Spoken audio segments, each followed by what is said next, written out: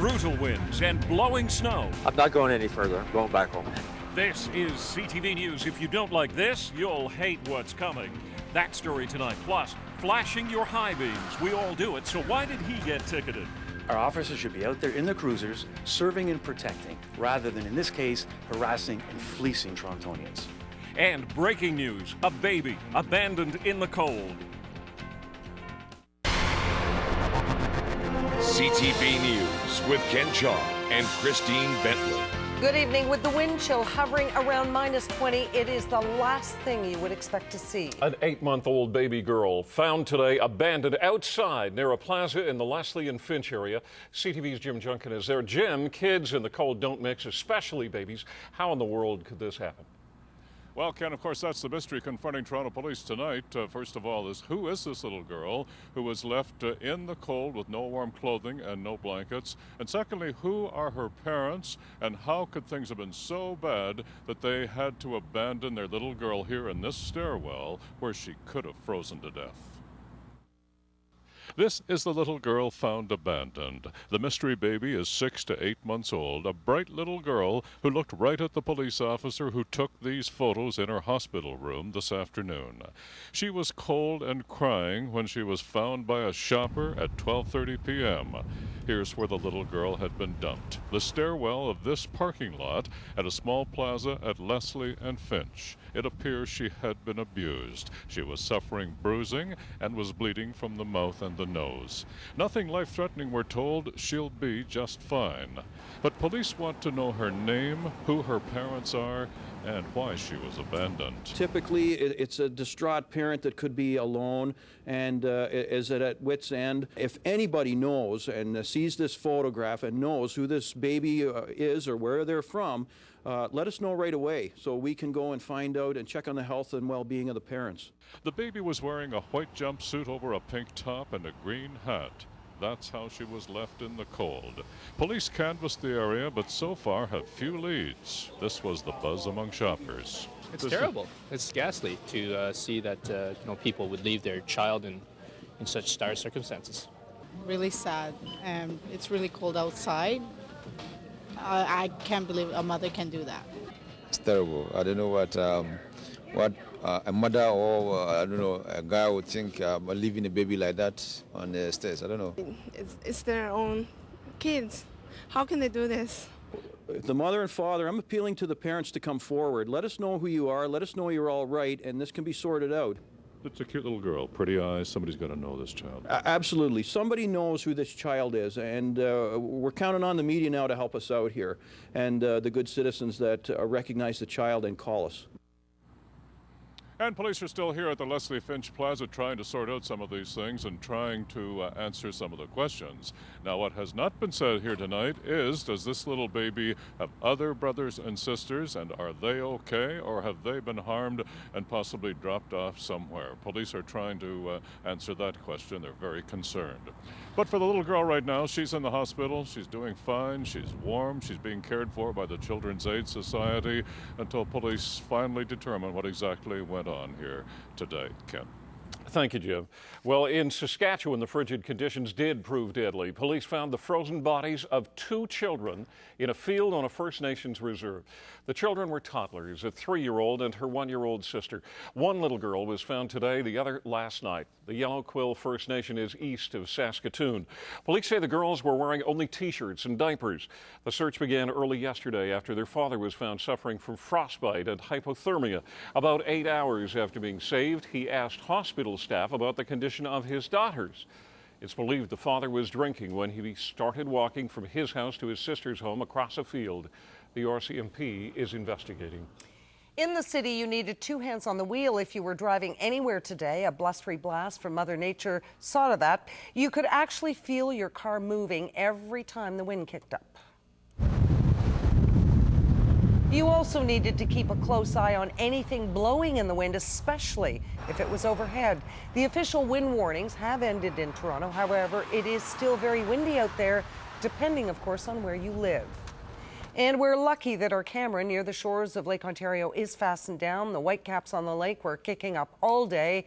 It was also very cold, but not nearly as cold as this. Sound of the season in Regina, minus 35 degrees and counting. That's cold. The prairies are shivering. Hard to know what this person was thinking, going for a jog in these brutal conditions. On the East Coast, 2 days of freezing rain have cut power to thousands of people on Prince Edward Island. The provincial capital of Charlottetown was without power for about 3 hours today. Residents are stocking up on gas and other supplies until the lights are turned back on. And our friends to the south are dealing with their own wild weather and a severe slap in the face from Mother Nature.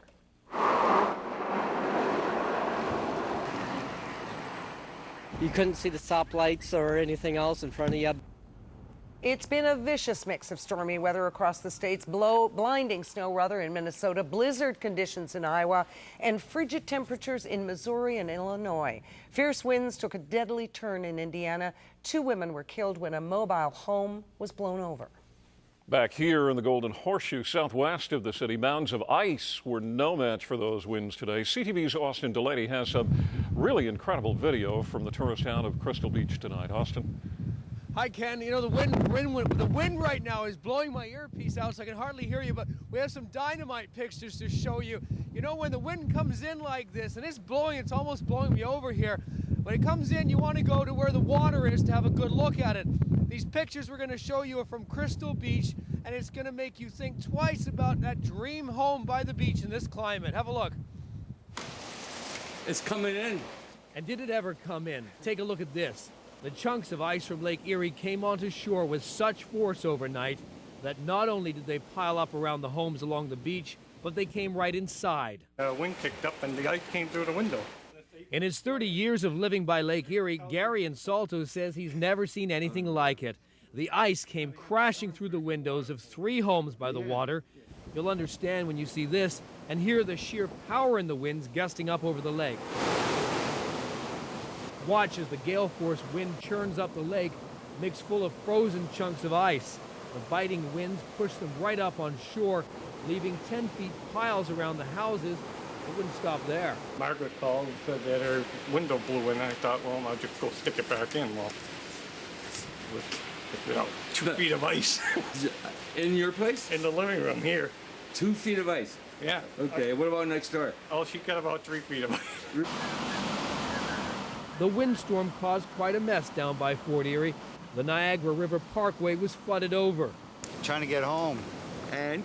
I'm not going to get home today. Why? The road's gone.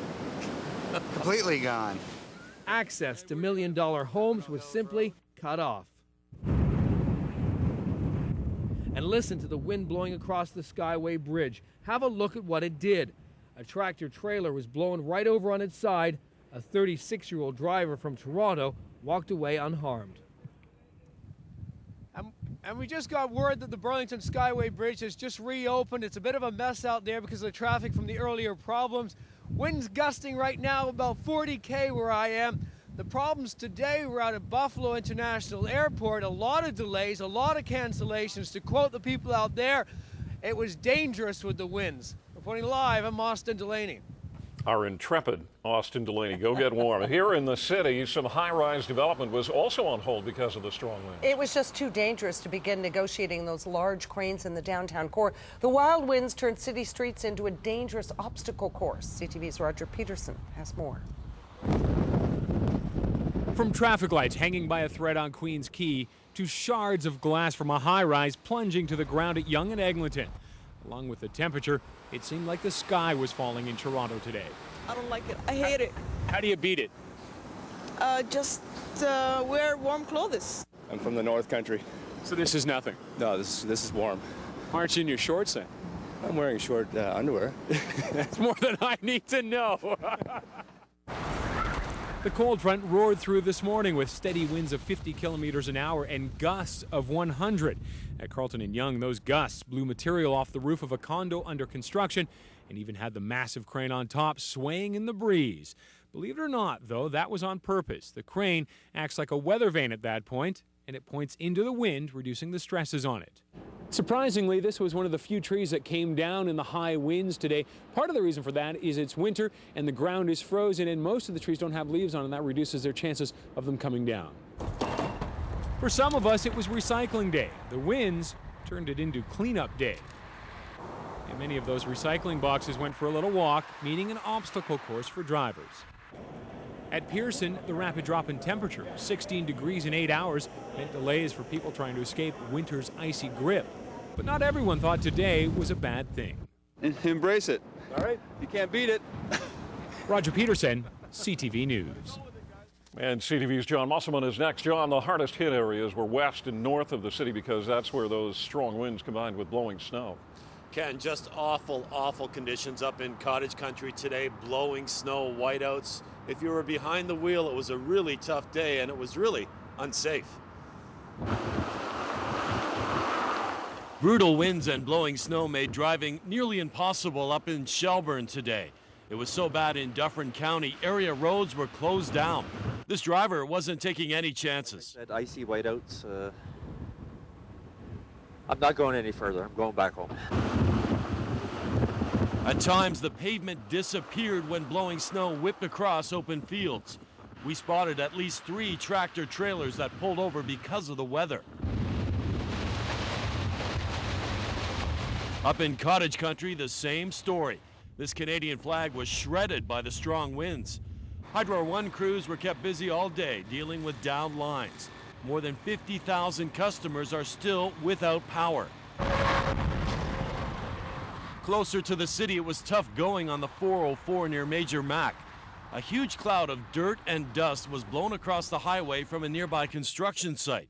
Then, just a few minutes later, it was combined with snow, creating near whiteout conditions.